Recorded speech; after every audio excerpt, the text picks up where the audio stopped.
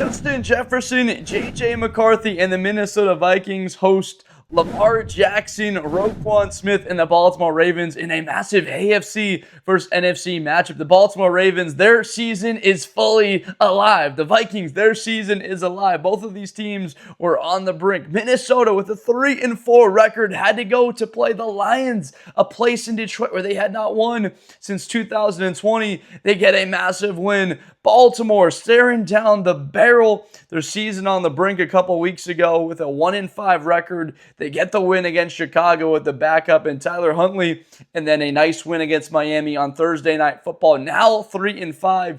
These teams square off with the game with really large implication. It looks like the team that loses this game is going to lose some massive ground in their race. Minnesota, they're already far behind the 8 ball. They're in that 4 spot in the division right now. With JJ McCarthy's absence, what looked like momentum earlier in the season has a little bit dissipated, right? People were saying he only played one good quarter of football. What did this man do to the critics? He went out and started that game, throwing the first punch against Detroit. He played very well against the Lions. The only issue here is he's been sacked way too much. Not to rain on that parade for Minnesota fans, but they got to protect their quarterback. That was the issue with Darnold late in the year last year against Detroit and then Minnesota in those 2 games to end the season. And then McCarthy, he's been hit way too many times. What did we just see with Jaden Daniels in the injury? You have to stay healthy as a quarterback. Now for Lamar Jackson, he's going to be backing that sentiment, dealing with injuries as he for his own earlier in the season and missing a good amount of time. He's got to stay on the field. Why? Because when he's on the field, he's 2-time MVP Lamar Jackson. That's why. Lamar playing some of the best quarterback of anybody in the league when he's on the field. That day against Miami, this game was it was over very quickly in the second half. A 14-6 game that they extended the lead. I felt like this Baltimore team could have, if they wanted to name the score a little bit as an offense, they just ran the football to establish, took a little bit off of Lamar's plate.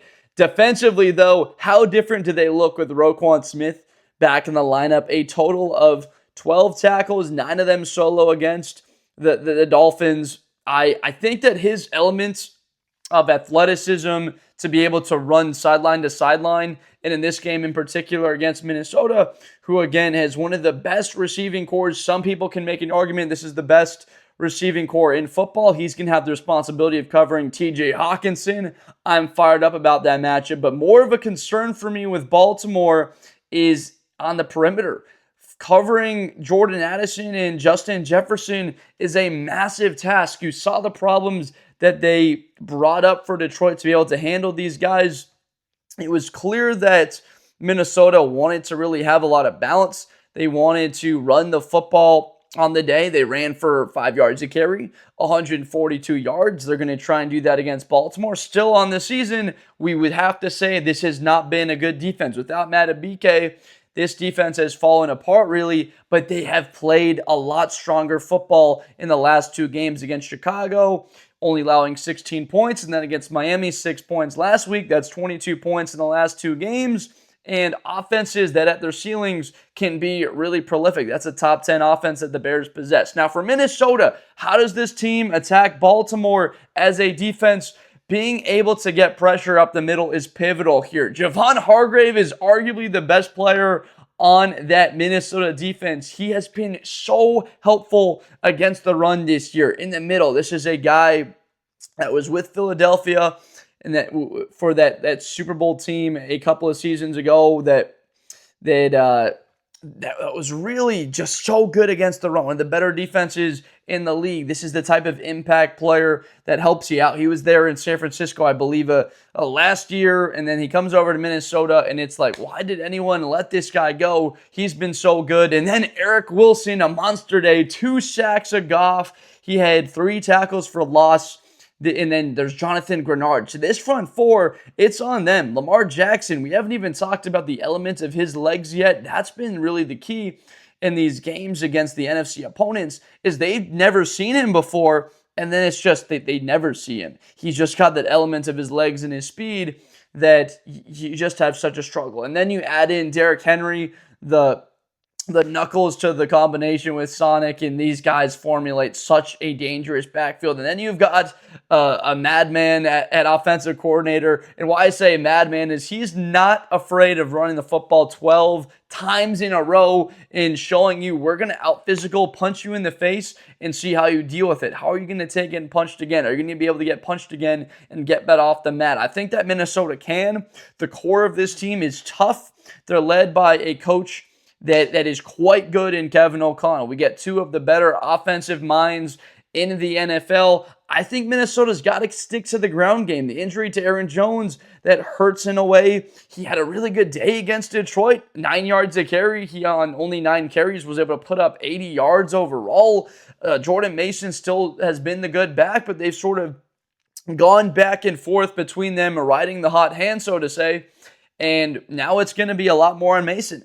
And unfortunately for Minnesota, when you're trying to protect your quarterback and JJ McCarthy, it's more on him. What have you seen from guys like Drake May, Bo Nix, Jackson Dart, who have had a little bit of success this season with offensive efficiency? It's been an emphatic answer to, am I going to use my legs? Yes, I will use my legs to help me get out of trouble. You got to expect that from JJ McCarthy. Well, if you haven't been hit by an SEC guy yet, well, it just might happen. Roquan Smith possesses athletic abilities that catch up to you. I know in the Big Ten they got athletes, but some still say down there in the SEC it's quite a bit different. I would argue that in the Big Ten is a little bit better this season in the top end, but with a guy like Roquan Smith, the way he flashes and his pad level and contact and then velocity driving into ball carriers, it's something that I'm a little bit nervous about in the open field if McCarthy tries to make him miss. Just go down, JJ. I know you want to try and show that you're healthy and you're a bad man. We already know you're a bad man. That's why you got a natty. That's why you brought your team to a semifinal the year before that. We know you're a bad man. Don't need to prove anything to us. You need to stay on the field. You have to stay available for your team because you are going to have a bright future. You cannot get hurt. I've already missed a couple of games this season, missed the entire year last year. You have to be available. It's the number one trait of anybody for the most part in sports. Besides talent and hard work, it's just simply availability and coachability to stay on the field. Get your butt down and don't be taking that hit from Kyle Hamilton or Roquan Smith because these guys come down and they intend on putting you on the dirt. In some cases, under the dirt. My God, Roquan sometimes. I know he's been catching a ton of flack. Still one of the better linebackers, not just in the AFC, but in all of football. With Fred Warner hurt this season, he's still got another half a season to prove that he may just be the best linebacker in the National Football League. This matchup, again, we talked a little bit about what Baltimore is facing in Jefferson and Addison. If I am the Baltimore Ravens, I'm saying, all right, Minnesota, what can you do on the ground? I am not letting these guys beat us. We're having two safeties over the top. We're going to make sure that they go to someone else. Is it Hawkinson, that 9-10 catch day for 96 yards in a tub? So be it. We're not letting Justin Jefferson beat us, and we are for sure not letting Jordan Addison, who's more than capable of doing that. He's done it plenty of times to other ball clubs. I think that a strategy where they're loading up in a sense to stop the pass and force Minnesota to march the ball down the field, what does that do to the young quarterback in McCarthy? That forces him into windows, that puts him in conflict where you've got 3rd and 3s throughout the day and you put a question on O'Connell, how much faith do you truly have in your run game? 3rd and 3 is where you find out. It's like, do you think you can pick up those 3 short yards on the ground, or do you got to go to the pass to try and pick it up? That's where you really find a lot about offensive coordinators and head coaches that are play callers, is in those 3rd and short scenarios. If they do have the faith, I just don't know if I see it in this offensive line from Minnesota. This is an opportunity for Baltimore against a banged up front. They have been the entire season. With Kelly's injury, right, with the concussion, it's looked like this team is just like never going to get an opportunity the whole year to be a healthy squad. I fear a little bit for McCarthy's health across the stretch. I really do. He has to get the football out on time and be efficient. I really don't care about the splashy, lowering the shoulder on somebody, about trying to make guys miss. I care about efficient quarterback play even throwing the ball away instead of picking up 4 yards and taking a massive shot, because those hits wear on you down the road, and that's how you don't find yourself available next week to play a divisional game against the Chicago Bears, or when you play the Green Bay Packers, or when you play a team like Detroit. Once again, you got to be available for those divisional games. Once again, an AFC game doesn't have the same amount of value as the NFC games do. Not saying this game isn't important. It's crazy important. You're 4-4, back at 500. You want to make sure this is the last time in the season that you'll have dipped under 500 last week, and you're back over that and stay on track to compete not just in the division, but also, you know, for a spot to get back to the postseason here, because that's what Minnesota's were going into the year. They had Sam Darnold, right, in their grasp, the way he's looked this year in Seattle, one of the better teams in the league. And so JJ McCarthy, I know he's probably seeing that, feels like he's got a lot to do. Kid, you're going to be fine. With Jefferson and Addison throwing to, you just have to wait for your opportunities and be smart about it. For Baltimore, it's all hands on deck. You got to play. You gotta play the cards that you're dealt with. If you have an opportunity, you just have to take them. I'm putting pressure on McCarthy on third downs. I talked about the early downs, daring the Minnesota Vikings to run the football, but on third down, I'm dialing up the heat. I'm putting pressure on McCarthy, making him have to go to his man, Justin Jefferson or Addison, make the read, force him to process information and speed up his clock to deliver the football. That's what I'm going to on third downs.